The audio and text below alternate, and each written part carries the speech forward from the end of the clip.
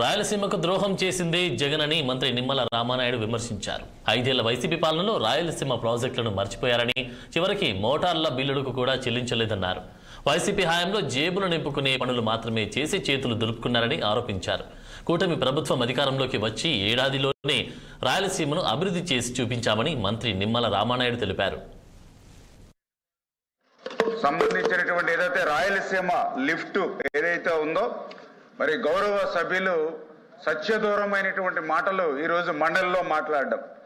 ఎందుకంటే ఇది 2020 సంవత్సరంలో 3,825 కోట్ల రూపాయలతోటి ఆ రోజు రాయలసీమ లిఫ్ట్ ఇరిగేషన్కు అనుమతులు ఇస్తే, మరి ఏదైతే 25/5/2020 సంవత్సరంలో చాలా క్లియర్గా నేషనల్ గ్రీన్ ట్రిబ్యునల్ ఆ రోజు 2020 సంవత్సరంలోనే కమిటీ రిపోర్ట్ వచ్చేంత వరకు కూడా ఈ పథకం కొనసాగించవద్దని చాలా క్లియర్గా ఆ రోజు ఇన్స్ట్రక్షన్ ఇచ్చినటువంటి పరిస్థితి అధ్యక్ష.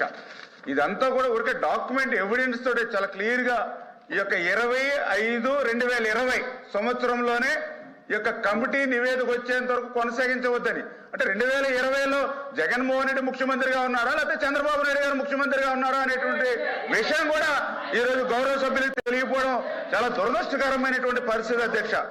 ఏదైతే చాలా తర్వాత క్లియర్గా మనం ఏదైతే 29/10/2020 సంవత్సరం అధ్యక్ష, ఏదైతే ఈ యొక్క కమిటీ రిపోర్ట్ కూడా చాలా క్లియర్గా ఇచ్చారు అధ్యక్ష. 2020 సంవత్సరం సెప్టెంబర్ నెలలో ఈ యొక్క ఈసీ అనుమతి లేకుండా ప్రాజెక్టు పనులు చేపట్టొద్దు అని చెప్పి స్టే ఆర్డర్ కమిటీ రిపోర్ట్ ద్వారా 29/10/2020 అధ్యక్ష. ఇది ఎన్జిటి ఇచ్చినటువంటి ఏదైతే స్టే ఆర్డర్ సంబంధించిన కాపీ అధ్యక్ష. అంటే 2020 సెప్టెంబర్లో ఈ యొక్క స్టే ఆర్డర్ ఇచ్చే సమయానికి జగన్మోహన్ రెడ్డి ముఖ్యమంత్రిగా ఉన్నాడా, చంద్రబాబు నాయుడు గారు ముఖ్యమంత్రిగా ఉన్నారో ఇవాళ సమాధానం చెప్పవలసినటువంటి అవసరం ఉంది అధ్యక్ష.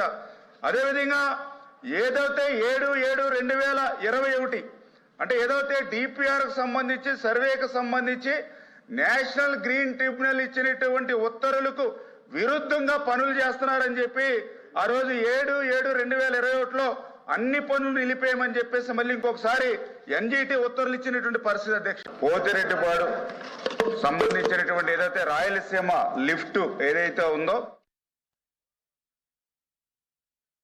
ప్రజలకి, అదేవిధంగా ఈరోజు ఒక హెచ్ఎన్ఎస్ఎస్ ఫస్ట్ ఫేజ్ తోటే కాదు అధ్యక్ష. అదేవిధంగా హెచ్ఎన్ఎస్ఎస్ సంబంధించి చంద్రబాబు నాయుడు గారు కూడా చాలా క్లియర్గా చెప్పారు ముఖ్యమంత్రిగా. ఏదైతే 400 కిలోమీటర్లు ఏదైతే హెచ్ఎన్ఎస్ఎస్ మెయిన్ కెనాల్ ఉందో ఆ 400 కిలోమీటర్ దగ్గర నుంచి 554 కిలోమీటర్ అడవిపల్లి రిజర్వాయర్ వరకు హెచ్ఎన్ఎస్ఎస్ ని తీసుకెళ్లాలి. నీవా బ్రాంచ్ కెనాల్ వరకు నీళ్లు తీసుకెళ్లాలి.